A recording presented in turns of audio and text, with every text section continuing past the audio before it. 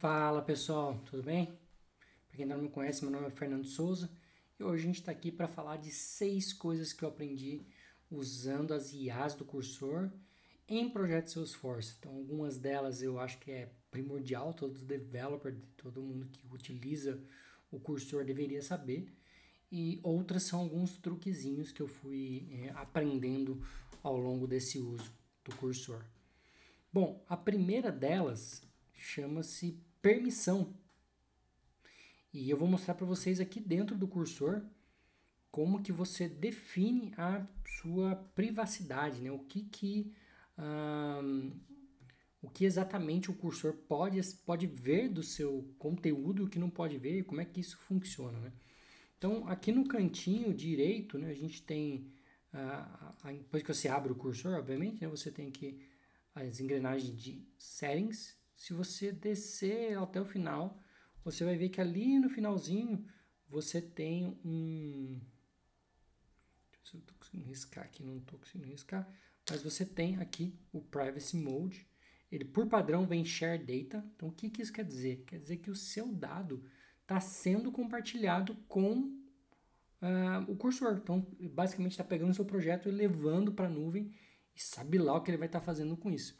Então, eu sempre recomendo vir aqui e colocar no Privacy Mode. Dessa forma, ele não vai usar o seu dado para treinar IA, ele não vai usar o seu dado para nenhum outro fim, senão para o seu próprio código. Tá? Então, fica uma dica extremamente importante. A primeira coisa que você faz depois que instalar o cursor é configurar isso, principalmente se você trabalha com projetos de empresa, né? Então, imagina você numa empresa expondo o projeto da empresa para uma empresa terceira, que seria o cursor. Então, a minha recomendação é coloque em Privacy Mode aqui, tá? O próximo tópico, e isso eu já vi algumas pessoas fazendo muito, e eu acho que é um ponto muito importante, porque o developer acaba se acostumando ou, de certa forma, indo pelo modo mais prático, mais rápido, né? Que é fazer prompts em português. O cursor, ele, como muitas IAs, ele consegue entender português. Se eu vier aqui para ele falar, vamos cobrir a classe de teste e colocar aqui uma classe de teste, ele vai me ajudar a fazer qualquer coisa que ele vai entender, né? Mas acontece que ele vai ter que pegar o seu texto, traduzir, os modelos LLM vão ter que pegar o seu texto, traduzir e aí tentar entender e depois traduzir de volta para você. A minha dica de ouro aqui é fale em inglês, escreva prompts em inglês. Isso vai melhorar a qualidade do retorno. Então você vai ver que o retorno que você tem da IA, da LLM, vai ser muito superior quando você usa o inglês. Então é uma dica que eu acho que se você ainda não está usando, deveria. E é até uma forma de você praticar o seu inglês, né? Porque às vezes, por mais que você escreva alguma coisa errada, uma palavra errada, ele ainda assim vai entender.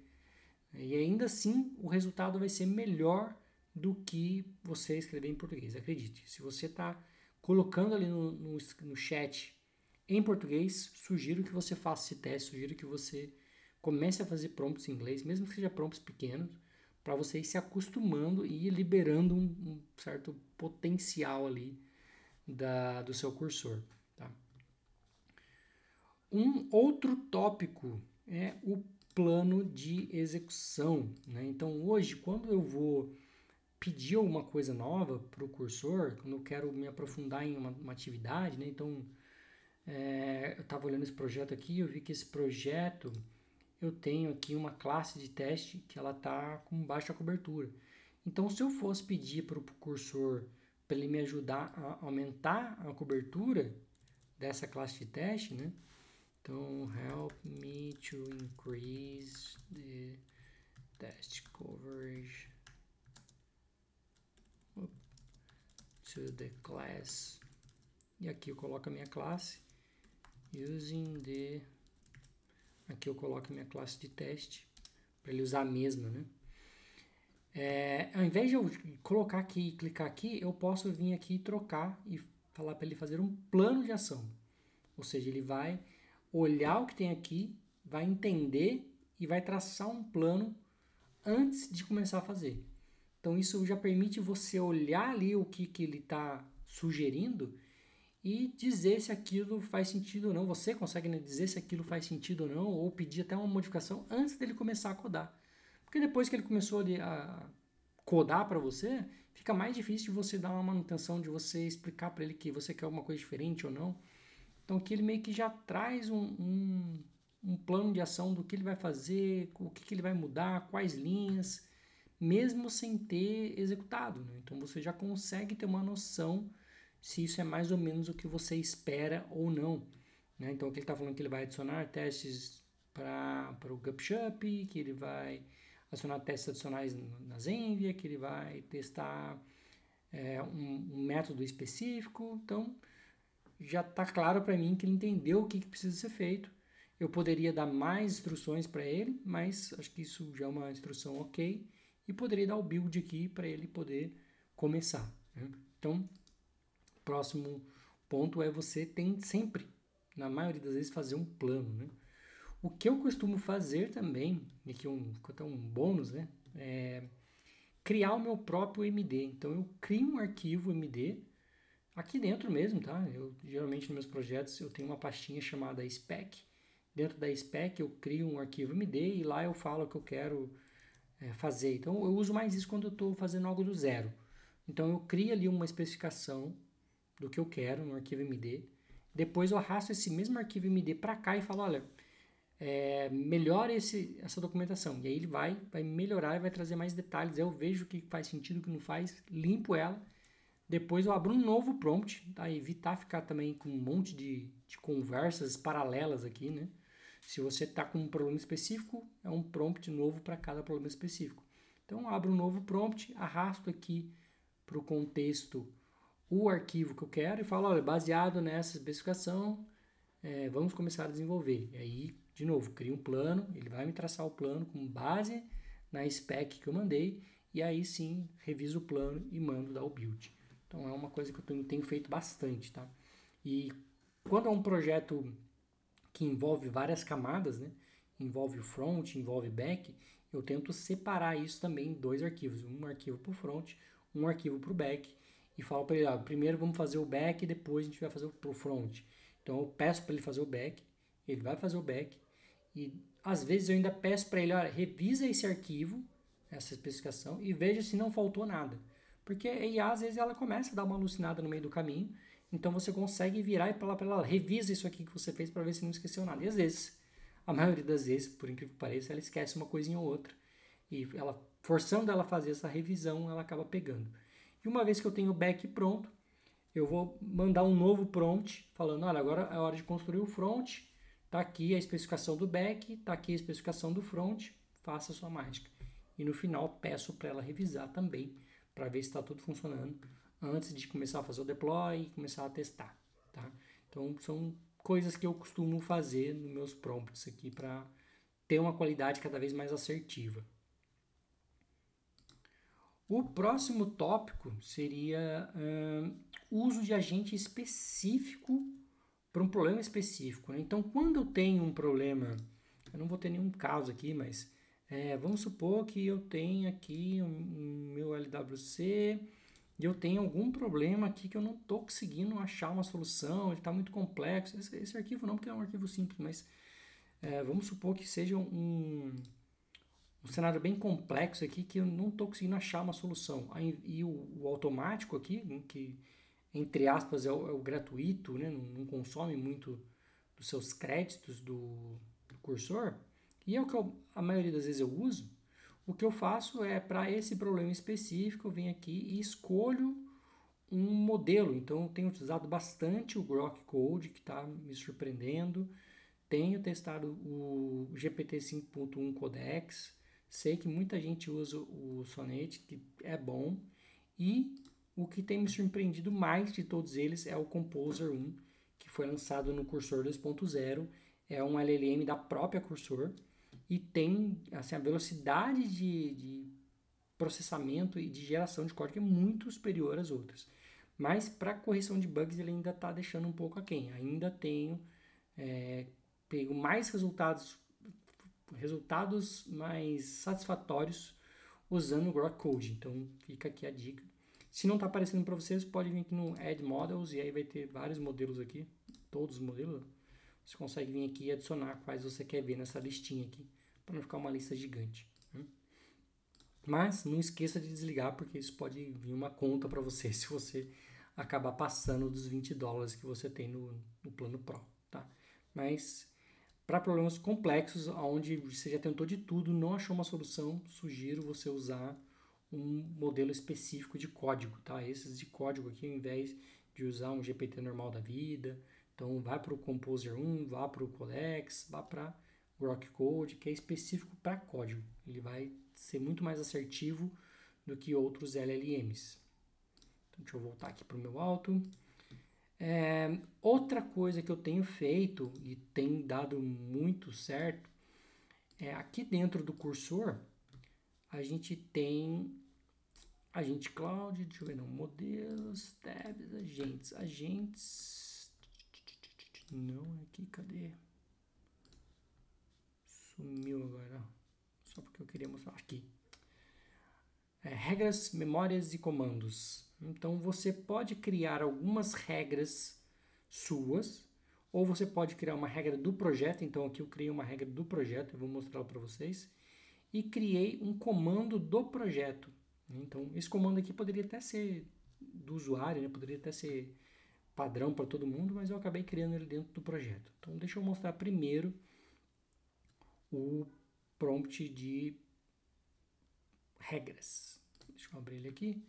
Basicamente aqui no começo ele tem em que momento isso vai ser aplicado, se eu quero que ele sempre aplique, se ele aplique de forma inteligente, se ele aplique para arquivos específicos. Então o que seria para arquivos específicos? Se você mexeu num arquivo JavaScript, aplica essa regra. Se você mexeu num arquivo Java, aplica essa regra e assim por diante. Ou somente quando eu mencionar ele, né? Colocar arroba e aí deploy it, ele faria isso. Então aqui a regra que eu dei é, todas as vezes que você criar uma classe em Apex e começar a fazer uma classe de teste para isso, lembre-se de que você tem que fazer o deploy para Salesforce, porque a Salesforce ela é basicamente cloud, então não adianta você fazer isso que o teste não vai rodar localmente. E mantenha na sua cabeça, né, keep in mind, que os testes têm que ser rodados em Sync Mode e Human Readable, ou seja, de forma de leitura humana, porque é um LLM, então não adianta você trazer um negócio muito complexo que é pior até. E de modo assíncrono, ou seja, ele vai executar e vai esperar o retorno. Porque se for de modo síncrono, né? Porque se for de modo assíncrono, ele teria que ficar consultando e na maioria das vezes falha. Então já fala para ele, olha, rode no modo de Sync Mode, volte com o formato de Human Readable e sempre faça o deploy. Então, toda vez que eu crio uma classe Apex para ele fazer uma classe de teste para ela, ele já pega essa regra e acerta de primeira. O outro ponto eu coloquei como um comando, por quê? Porque eu venho aqui no meu chat e quando eu coloco barra, ele já aparece ali para mim o comando que eu quero. Então esse comando, eu vou abrir para vocês aqui para vocês lerem. Ele fica aqui dentro da pastinha cursor, tá? Então esse aqui ele tem um formato um pouquinho diferente, ele acaba sendo um MD normal. E aqui tem o nome do comando e o que você quer que ele faça. Então o que eu basicamente falei para ele gere uma PR, um texto de PR no formato MD, para eu pegar o texto aqui e colar lá no meu GitHub. E você precisa incluir todas as alterações dessa branch, ou seja, então, geralmente eu crio uma branch nova para o projeto que eu estou alterando ou para aquela alteração. Então ele vai basicamente olhar aquela branch e ver tudo que foi modificado para gerar uma PR ali do que foi modificado naquela branch, tá?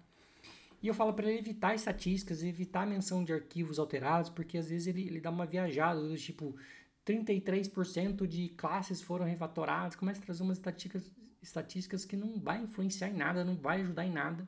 Então já deixo claro aqui para ele não tentar fazer isso, porque não vai me ajudar, né? E que mencionar, o arquivo foi alterado na linha tal, o arquivo foi alterado na linha tal, também não vai ajudar, porque alguém pode fazer o review da minha PR e pedir alguma mudança que não vai estar nessas estatísticas, então já tento evitar isso. E aqui só de colocar esse comando e dar um Enter, ele já vai fazer a mágica acontecer para mim. Ele já vai olhar a minha PR, já vai ver o que foi alterado. Desculpa, minha PR não, minha branch. Né? Já vai olhar a minha branch, já vai ver o que foi alterado e já vai criar para mim aqui um arquivo MD bonitinho com o conteúdo da minha PR. Né? Eu já deixei alguns comandos aqui habilitados para ele poder executar, então por isso que ele não está toda hora pedindo para executar um comando. Acaba sendo mais rápido. E ele já está ali, ó, criando o texto da minha PR. Criou o arquivo. Se eu vier aqui, está aqui. Então, basicamente, eu copio aqui, colo e está pronto lá o meu overview do que tem na minha PR. Tá? Então, tanto as regras quanto os comandos, você pode ter vários. E aí, acho que depende muito de como você quer fazer isso, né? Se você quer uma regra que seja para o seu usuário, ou seja, para todos os projetos, ou uma regra específica para cada projeto. Por que eu criei essa específica para esse projeto? Porque é um projeto Salesforce, então eu tenho a minha máquina projetos que não são Salesforce, tenho o projeto Vue.js, tenho o projeto Node.js, Node com TypeScript, React, então para cada um vai ter uma regra diferente. E comandos, esse comando eu criei dentro do projeto, mas eu também poderia ter criado ele globalmente, porque esse comando aqui eu acabo utilizando ele em vários lugares.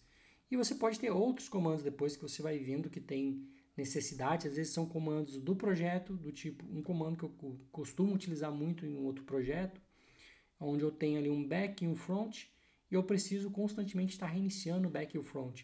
Eu não quero ter o trabalho de ir lá e batucar para matar o que está rodando, para subir de novo. Então, criei um comando dentro do projeto chamado Restart Projeto. E aí ele vai lá e na descrição tá, olha, você vai verificar se o back-end está rodando, matar ele e executar de novo.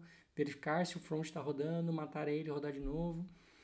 E compilar para ver se não tem nenhum erro executando, né? Não estourando nenhum erro. Se estiver estourando algum erro, corrija o erro antes de executar. Então é um comando /start que eu dou. Eu não preciso ficar escrevendo prompt todas as vezes. Então, se você está escrevendo um prompt várias vezes, chances são de que isso pode ser automatizado. E aqui é o lugar para isso. Né? Então, tanto para regras quanto para comandos você pode fazer aqui. Aqui, uma coisa que eu acho até um pouco falha do cursor, eu consigo falar para ele aprender comigo, né? Então ele tem memória que ele vai aprender alguns comandos e algumas particularidades minhas, mas ele não permite eu criar, né? Não permite eu imputar uma memória, por assim dizer, para ele. Então acho que a melhor forma de fazer isso é aqui, usando esses comandos. Um outro cara muito legal que eu vi também, isso aqui fica até de bônus, também não estava na minha listinha, mas eu lembrei agora, que é o uso de documentações. Então, sabe quando o seu projeto tem, vamos supor, estou fazendo uma integração com o Twilio. O Twilio tem lá a documentação dele. Então, a gente consegue vir aqui, adicionar documento e colocar o link da documentação do Twilio para aquele projeto. Então, quando ele for começar a fazer algum código, ele já sabe qual é a documentação daquele projeto XYZ. E você pode ter várias documentações aqui. E você usa as documentações das integrações que você está usando. Então, isso vai facilitar muito na hora de ele começar a gerar um código, porque ele não vai ficar alucinando, ele não vai começar a imaginar coisas, ou ter que buscar na web, ou ter que contar com coisa que ele já aprendeu. Você está dando ali basicamente para ele uma permissão. Essa aqui é a documentação desse projeto XYZ. Abre aqui e seja feliz. Né? E você também pode vir aqui no chat e adicionar um doc aqui especificamente, mas apareceu os docs aqui. Mas eu acho que dessa forma você facilita bastante a vida do cursor para gerar um conteúdo cada vez mais relevante para você. Bom, essa eram as dicas para hoje. Espero que você já esteja usando o IA para codar com você, né? Não necessariamente só para você, mas com você. Hoje o cursor ele tem dois modos, ele tem um modo agente e um modo editor. Então, para alguns projetos eu uso o modo editor, mas eu já tem um projeto rolando onde eu estou fazendo o projeto 100% prompt. Então, até o momento, estou umas 2 semanas trabalhando nesse projeto, até o momento eu escrevi 0 linhas de código. Então, eu estou tentando fazer um projeto, e mais como uma prova de conceito para mim também, um projeto 100% baseado em prompt. Então, eu utilizo o modo agente, e aqui eu só confiro os arquivos que ele mexeu, faço uma PR, um commit, né? E até o commit eu já estou sendo bem preguiçoso, para ser bem honesto. Eu vim aqui, adiciono o commit na change, clico aqui para ele gerar o que está tendo nessa commit aqui. Às vezes, né, reviso o que ele está gerando e tal, e commit, faço o commit aqui da minha change. Tá? Então, nesse projeto que eu estou fazendo, que ele é 100% um projeto pessoal e 100% baseado em prompt, eu estou usando praticamente 100% do recurso de IA. Né? Acho que isso vai dar para vocês um bom norte ali, uma boa visão. Quem ainda não está trabalhando com cursor com o Salesforce, recomendo muito. Né? Você já consegue fazer muita coisa ali no cursor. Óbvio, a gente tem o Agent Vibes, Agent Force Vibes, né? Tem algumas coisas que eu testei com ele, mas ainda particularmente prefiro o cursor. A gente tem uma ideia nova agora do Google, que o Google lançou, chamada Anti-Gravity, que é uma cópia descarada do cursor, mas os testes que eu fiz com ele ontem, ainda estou preferindo o cursor, mas sim, por ser um produto Google, chances são de que ele vai passar o cursor ou ficar muito igual em breve. Mas no meu teste preliminar, ainda não está igual ao cursor. Tá? Nos testes que eu estava fazendo ontem, ele não conseguiu completar uma tarefa sem dar erro no meio do caminho e parar o processo. Coisa que dificilmente eu tenho no cursor. Tá? Então, fica a dica aí. Quem ainda não conhece o cursor, sugiro dar uma olhadinha. Cursor.com. Lá você consegue baixar, tem 14 dias trial. É $20, mas eu acho que para mim são $20 bem gastos, porque eu acho que o que ele me entrega acaba sendo de grande valor. Óbvio que você tem que conhecer do código para saber o que está sendo entregue, ou você pode estar também querendo, igual eu, né, se aventurar num projeto só com prompt, sem querer botar a mão no código, também é possível. E assim que eu tiver esse projeto finalizado, eu trago aqui o link para vocês darem uma olhada, ou faço uma demo para vocês verem um projeto começo, meio e fim, 100% baseado em prompt. Nada, absolutamente nada de escrita de código. Né? Então eu não validei nenhuma linha de código dele, nem olhei o que ele estava cuspindo de código, porque o meu objetivo é criar um aplicativo 100% baseado em prompt. É isso, galera. Forte abraço e até a próxima. Tchau, tchau.